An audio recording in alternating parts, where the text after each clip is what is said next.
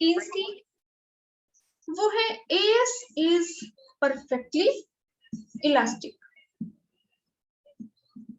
As is perfectly elastic means Keynes ने जो ये थ्योरी दी थी इनकम एंड एम्प्लॉयमेंट, ये कीन्स ने दी थी एक डिप्रेशन वाली इकोनॉमी के लिए, यानी ऐसी इकोनॉमी जिसमें एग्रीगेट डिमांड बहुत ज्यादा कम हो। तो इसीलिए एक डिप्रेशन वाली इकोनॉमी में क्योंकि एग्रीगेट डिमांड कम होती है तो जो प्रोड्यूसर्स हैं वो भी इन्वेस्टमेंट कम करते हैं, प्रोडक्शन कम करते हैं, तो ऐसी इकोनॉमी में एक्सेस कैपेसिटी अवेलेबल होती है। एक्सेस कैपेसिटी अवेलेबल मींस कि लेबर अवेलेबल होता है। तो अगर एग्रीगेट डिमांड इंक्रीज हो जाए तो क्योंकि इकोनॉमी में एक्सेस कैपेसिटी अवेलेबल है तो जो एग्रीगेट सप्लाई है ये अपने आप को एडजस्ट करती है और एग्रीगेट डिमांड के इक्वल आ जाती है। तो according to Keynes AS is perfectly elastic, क्योंकि कीन्स के अकॉर्डिंग इकोनॉमी में एक्सेस कैपेसिटी अवेलेबल है और जो अगर एग्रीगेट डिमांड इंक्रीज हो जाए तो एएस अपने आप को एडजस्ट कर सकती है और एग्रीगेट डिमांड के इक्वल आ जाती है। और वो भी जो जनरल प्राइस लेवल है उसमें कोई चेंज नहीं होता, प्राइस लेवल जो है वही रहता है, उसमें कोई चेंज नहीं होता फुल एम्प्लॉयमेंट लेवल तक। तो कीन्स ने जो भी थ्योरी दी है इनकम एंड एम्प्लॉयमेंट थ्योरी, उसमें उसकी 3 असम्पशन है। First, short period.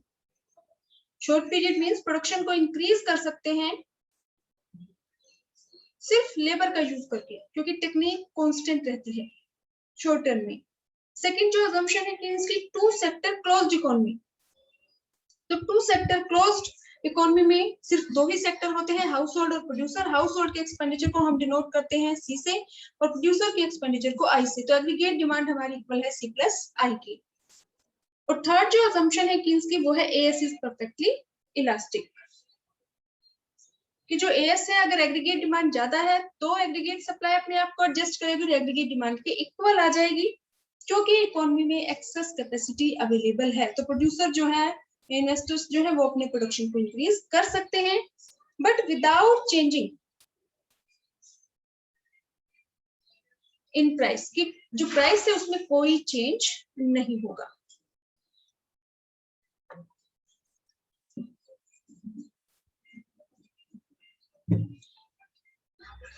नेक्स्ट हमारा जो टॉपिक है, determination of equilibrium level of GDP.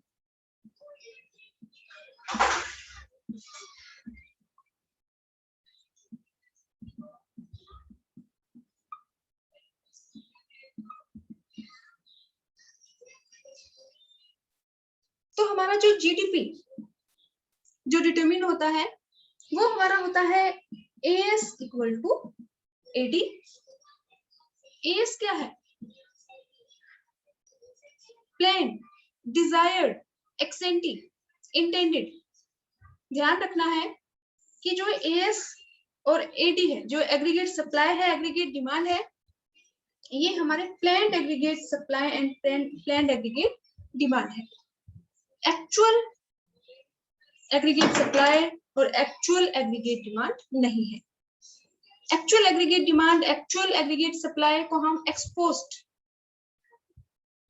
Aggregate supply और एक्सपोज्ड एग्रीगेट डिमांड भी कहते हैं। और एक्चुअल जो एग्रीगेट डिमांड है उसका हम यूज करते हैं हमारी नेशनल जो इनकम है उसको एस्टिमेट करने में। लेकिन इक्विलिब्रियम लेवल ऑफ जीडीपी जब हम डिटरमाइन करते हैं तो उसमें हम यूज करते हैं plan, desired, ex ante, intended aggregate supply और प्लान्ड एग्रीगेट डिमांड का। तो हमारा इक्विलिब्रियम लेवल ऑफ जीडीपी जो है वो डिटरमाइन होता है जहां पे हमारा एग्रीगेट सप्लाई इक्वल है एग्रीगेट डिमांड के। एग्रीगेट सप्लाई क्या है? Planned flow of goods and services in an economy during an accounting year. और एग्रीगेट डिमांड क्या है? Sum total of expenditure planned by people of a country during an accounting year. तो जहां पे plant aggregate supply और plant aggregate demand equal होते हैं उसको हम बोलते हैं इक्विलिब्रियम लेवल ऑफ जीडीपी।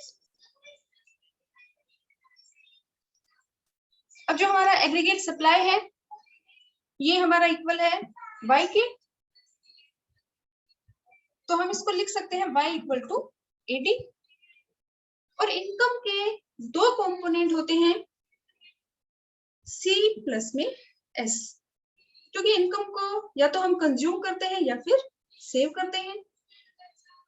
ऐसे ही जो एग्रीगेट डिमांड है उसके भी दो कंपोनेंट है C प्लस I, क्योंकि किन्स के अकॉर्डिंग सिर्फ दो ही सेक्टर हैं एक क्लोज्ड इकोनॉमी में C प्लस I। अब अगर हम देखें तो जो C और C ये दोनों में कॉमन है, तो इक्विलिब्रियम लेवल ऑफ जीडीपी हमारा हम कह सकते हैं कि S इक्वल टू I। तो हमारा जो इक्विलिब्रियम लेवल ऑफ जीडीपी है उसके दो अप्रोच है। First AS equal to AD और second S equal to I। अब जैसे कि इस अप्रोच में जो हमारा एग्रीगेट सप्लाई और एग्रीगेट डिमांड है ये हमारी planned aggregate supply and planned aggregate demand है, ऐसे ही जो सेविंग्स है और जो इन्वेस्टमेंट है ये भी हमारे एक्चुअल सेविंग यानी कि exposed saving and exposed investment नहीं है। जो सेविंग्स है वो हमारी प्लांट डिजायर्ड सेविंग्स है और जो इन्वेस्टमेंट है वो भी हमारी प्लान्ड इन्वेस्टमेंट है।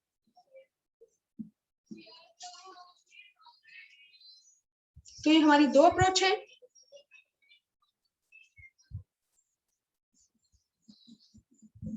To determine equilibrium level of GDP. तो हमारी जो फर्स्ट अप्रोच है AS इक्वल टू AD, अगर हमें इसको एक्सप्लेन करना है तो सबसे पहले हम यही कहेंगे कि equilibrium level of GDP is determined where AS equal to AD। फिर हम डिफाइन करेंगे एग्रीगेट सप्लाई और एग्रीगेट डिमांड को। उसके बाद हमें ये शेड्यूल के थ्रू एक्सप्लेन करना है। जो एग्रीगेट सप्लाई है Y और एग्रीगेट डिमांड AD। तो इनकम अगर जीरो है तो भी हमारा जो है कुछ ना कुछ एक्सपेंडिचर हमारा होता है, कुछ हमारी बेसिक नीड्स होती है जिनको हमें फुलफिल करना होता है। तो जब इनकम जीरो है तो भी हमारा कुछ ना कुछ एक्सपेंडिचर होता है। तो हम यहाँ पे अज्यूम कर लेते हैं 20। तो ये जो एग्रीगेट डिमांड है मिनिमम लेवल ऑफ AD, इसको हम बोलते हैं मिनिमम लेवल ऑफ AD। और ये जो एक्सपेंडिचर है it is not depend upon income, क्योंकि हमारी इनकम जीरो है और उसके बावजूद भी हमारा कुछ ना कुछ एक्सपेंडिचर होता है। तो ये मिनिमम लेवल ऑफ AD है। और इसी की वजह से जब भी हम डायग्रामेटिकली प्रेजेंट करते हैं तो हमारा जो सप्लाई कर्व है Y कर्व है ये तो हमारा 45 डिग्री का एंगल है, ये हमारी रेफरेंस लाइन हम इसको बोल सकते हैं। और जो हमारा एग्रीगेट डिमांड कर्व है ये हमारा यहाँ ओरिजिन पॉइंट से शुरू नहीं होता, क्योंकि जीरो इनकम पे भी हमारा कुछ ना कुछ एक्सपेंडिचर होता है जिसको हम बोलते हैं minimum level of aggregate demand. तो इसीलिए हमारा जो एग्रीगेट डिमांड कर्व है वो हमारा Y एक्सिस से शुरू होता है। अब जैसे जैसे हमारी इनकम इंक्रीज होती जाती है, 0 से 20 हो गई, 20 से 40, 40 से 60, 60 से 80,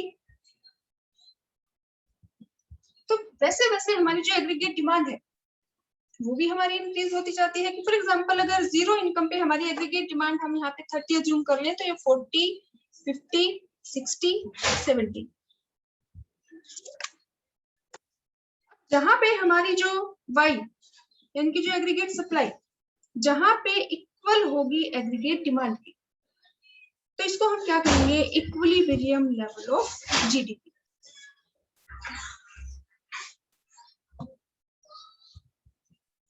और डायग्रामेटिकली अगर हम इसको प्रेजेंट करें तो ये हमारा एक्स एक्सिस है, एक्स एक्सिस पे हम शो करते हैं Y इनकम, Y एक्सिस पे हम शो करते हैं एग्रीगेट डिमांड। ये हमारा 45 डिग्री का एंगल है जिसको हम रेफरेंस लाइन पे बोलते हैं सप्लाई कर्व है, एग्रीगेट सप्लाई कर्व। अब जो एग्रीगेट डिमांड कर्व है ये हमारा Y एक्सिस से शुरू होता है due to minimum level of AD। क्योंकि जब इनकम जीरो है तो भी हमारा कुछ ना कुछ एक्सपेंडिचर होता है। अब जैसे जैसे इनकम इंक्रीज हो रही है वैसे वैसे हमारा एग्रीगेट डिमांड भी हमारी इंक्रीज हो रही है। तो इट मींस पॉजिटिव रिलेशनशिप है between income and aggregate demand. तो 1 मार्क में ये भी आपसे पूछा जा सकता है कि इसमें से मिनिमम लेवल ऑफ एडी क्या है, या फिर वाई और एग्रीगेट डिमांड में क्या रिलेशन है, या फिर जिस पॉइंट पे ये दोनों जिस लेवल ऑफ इनकम पे जो सप्लाई है वो इक्वल है एग्रीगेट डिमांड के, तो उस पॉइंट को हम क्या बोलते हैं, इक्विलिब्रियम लेवल या फिर ब्रेक इवन पॉइंट। तो हमें ध्यान रखना है कि इक्विलिब्रियम लेवल ऑफ जीडीपी वो हमारा होगा एस इक्वल टू एडी और एस इक्वल टू आई। ये हमारा इक्विलिब्रियम लेवल है, एस इक्वल टू एडी, और जहां पे हमारी savings planned savings are equal to planned investment. तो एग्रीगेट डिमांड कर्व को अगर हम यहाँ ये ड्रॉ कर दें तो ये पॉइंट क्या है हमारा, इक्विलिब्रियम लेवल ऑफ जीडीपी या equilibrium level of output, equilibrium level of income और एम्प्लॉयमेंट। अब आपसे ये भी पूछ सकते हैं कि जो ये डायग्राम है इसमें ये जो पार्ट है ये यहाँ पे तो हमारा एस इक्वल टू एडी है, लेकिन इस पार्ट पे अगर हम ध्यान से देखें तो हमारी aggregate demand is greater than aggregate supply, यानी कि ये जो डिफरेंस है ये यहाँ पे, तो यहाँ पे हमारी जो एग्रीगेट डिमांड है वो ग्रेटर है एग्रीगेट सप्लाई के। तो ऐसा क्यों है, due to minimum level of AD. और इस पार्ट में यहाँ पे तो इक्विलिब्रियम लेवल ऑफ जीडीपी है, लेकिन यहाँ इस पोर्शन में इक्विलिब्रियम लेवल ऑफ जीडीपी नहीं है, जो इकोनॉमी है वो डिसइक्विलिब्रियम में है। और अगर हम बात करें इस पार्ट की तो ये भी आपसे पूछा जा सकता है कि यहाँ ये जो पार्ट है इसमें अगर हम देखें तो हमारी वाई या फिर S is greater than aggregate demand, जो इनकम है वो ज्यादा है एग्रीगेट डिमांड से। उसका क्या रीजन है, क्योंकि जो पीपल है वो अपनी इनकम का कुछ पार्ट सेव करना शुरू कर देते हैं। तो ये भी पॉइंट आपसे पूछे जा सकते हैं, या फिर हम इसको एक्सप्लेन कर सकते हैं कि इस पार्ट में जो एग्रीगेट डिमांड ज्यादा है एग्रीगेट सप्लाई से, तो एग्रीगेट सप्लाई अपने आप को इंक्रीज करेगी जो प्रोड्यूसर्स है, क्योंकि डिमांड ज्यादा है और इकोनॉमी में एक्सेस कैपेसिटी अवेलेबल है अकॉर्डिंग टू किन्स। तो एग्रीगेट सप्लाई अपने आप को एडजस्ट करती है और एग्रीगेट डिमांड के इक्वल आ जाती है, यानी कि इकोनॉमी फिर से इक्विलिब्रियम रिस्टोर कर लेती है। और अगर ये सिचुएशन है S is greater than aggregate demand, तो इस सिचुएशन में क्योंकि सप्लाई ज्यादा है और डिमांड कम है तो भी एग्रीगेट सप्लाई अपने आप को एडजस्ट करती है। जो प्रोड्यूसर्स हैं उनके पास अनडिजायर्ड स्टॉक बच जाता है और उसको सेल करने के लिए वो अपने प्रोडक्शन में कटौती करते हैं। इट मींस कि जो एग्रीगेट सप्लाई है वो अपने आप को एडजस्ट करती है और एग्रीगेट डिमांड की इक्वल आ जाती है और इकोनॉमी फिर से इक्विलिब्रियम रिस्टोर कर लेती है।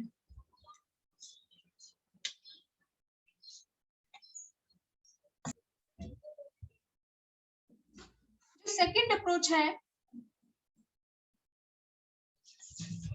वो हमारी है S equal to I approach.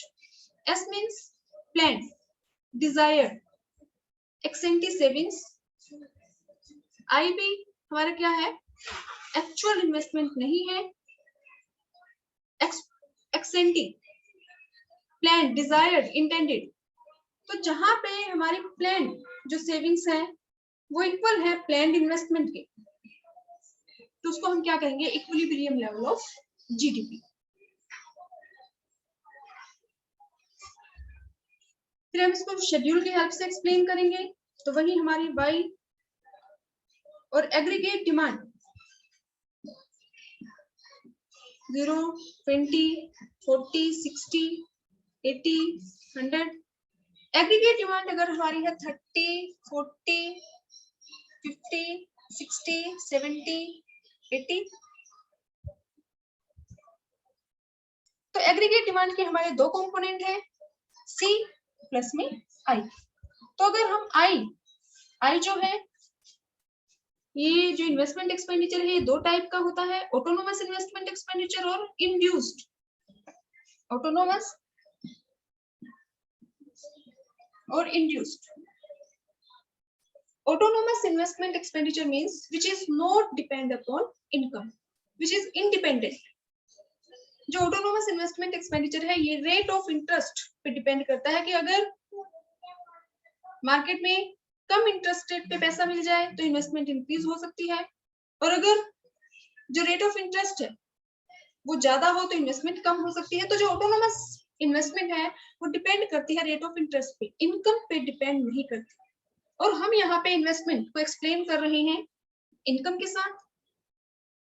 तो जो ऑटोनोमस मतलब फ्री, जो इंडिपेंडेंट है, किसी के ऊपर डिपेंड नहीं है, तो इसीलिए जो इन्वेस्टमेंट एक्सपेंडिचर है इसको हम कांस्टेंट मानते हैं। तो अगर हम इन्वेस्टमेंट एक्सपेंडिचर को अज्यूम कर ले यहाँ पे 10, इनकम के हर एक लेवल पे, चाहे इनकम 20 है, 40 है, 60 है, 80 है, लेकिन जो हमारा इन्वेस्टमेंट एक्सपेंडिचर है ये हमारा कांस्टेंट रहेगा, इसमें कोई चेंज नहीं होगा, क्योंकि ये ऑटोनोमस इन्वेस्टमेंट एक्सपेंडिचर है which is not depend upon income. Income के इंक्रीज या डिक्रीज होने का इसके ऊपर कोई इम्पैक्ट नहीं होगा।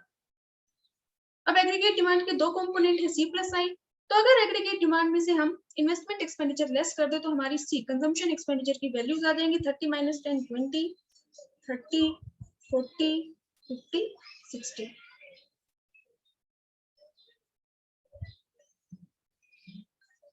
अब जो हमारी ये है, हमें इस अप्रोच के अकॉर्डिंग चाहिए इन्वेस्टमेंट एक्सपेंडिचर जो हमारा है ये 10 10 10, और सेकंड हमें चाहिए सेविंग्स। अब सेविंग हमें पता है कि जो इनकम है इसके दो कंपोनेंट हैं, y हमारी इक्वल है c प्लस एस के। तो अगर हमें इनकम और कंजम्पशन एक्सपेंडिचर की वैल्यू पता है तो हम फाइंड आउट कर सकते हैं s की वैल्यू। तो हम y माइनस c कर देंगे, s equal to y minus में c। तो यहाँ पे y इनकम हमारी है 0, कंजम्पशन एक्सपेंडिचर 20 है, तो 0 माइनस में 20, तो पहली सेविंग की वैल्यू हमारी आ गई 20। सेकेंड इनकम है 20 और कंजम्पशन एक्सपेंडिचर है 30, तो 20 माइनस में 30 माइनस का 10,